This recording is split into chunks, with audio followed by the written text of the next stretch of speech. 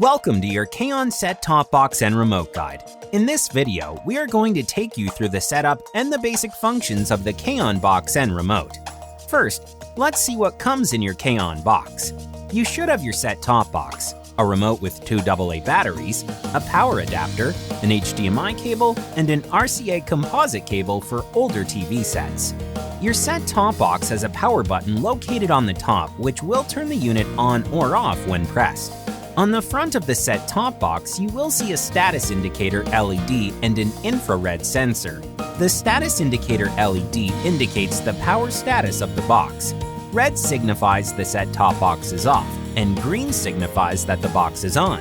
The infrared sensor is used to communicate with the remote. On the back, you will see several ports. The Ethernet port, which is used to connect to a home router or modem. The HDMI port that connects the set-top box to your TV set.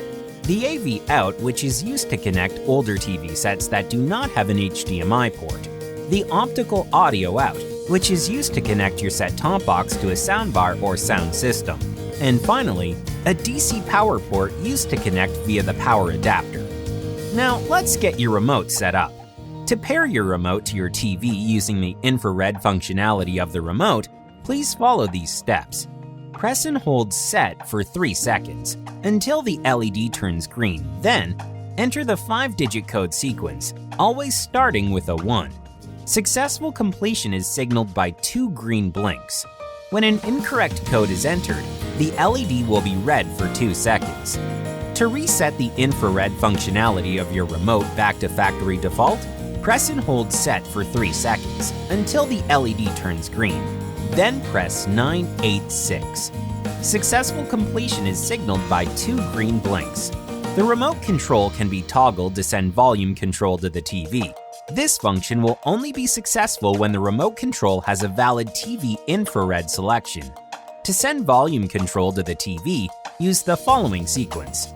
Press and hold Set for 3 seconds until the LED turns green. Press the volume up button. Successful completion is signaled by 2 green blinks. To search for the remote control code for your TV, please follow these steps. On the remote control, press and hold the Set button for approximately 3 seconds until a solid green LED is displayed. Enter the code 991. Press the Channel Up button repeatedly until the television powers off. Press the OK button on the center of the D-pad. Factory Reset. At any time, the remote can be returned to the factory reset state using the following sequence. Press and hold Set for 3 seconds until the LED turns green. Press 981. Successful completion is signaled by 2 green blinks. Let's go over the button functionality of the remote. To turn the box on or off, press the power button.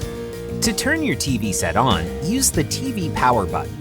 Please visit buckeyebroadband.com/streamtv for a complete list of codes to pair your remote with your television. To pause or play a program, press the Pause Play button. To rewind or fast forward a program, press the Rewind or Fast Forward buttons located on either side of the play button. Please note, not all channels allow rewind or fast forward. To return to the home screen, press the Home button. To return to a live program, press the Live button. If you have successfully paired your remote to your TV, you will be able to adjust the volume.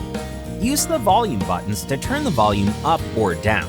The Mute button is conveniently located between the up and down volume buttons.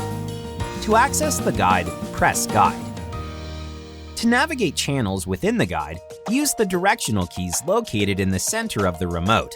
Press the OK button to make a selection. To view recorded shows, movies, and the guide, press the Menu button. To start a recording, press the Set button. To return to the home screen, press the Home button.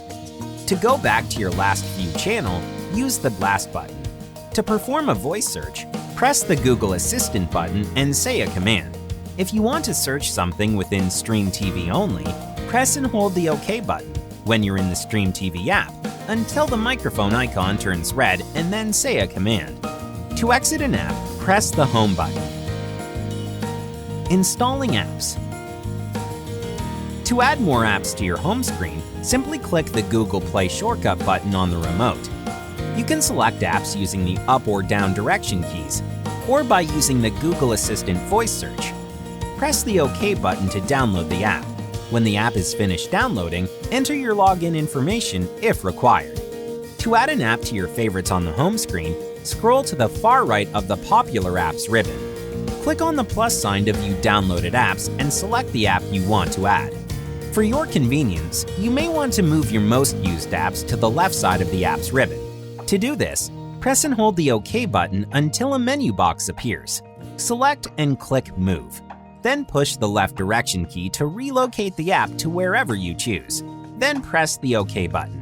Uninstalling apps. Navigate to the app you would like to remove. Press and hold the OK button until a menu box appears. Then select Uninstall. Troubleshooting.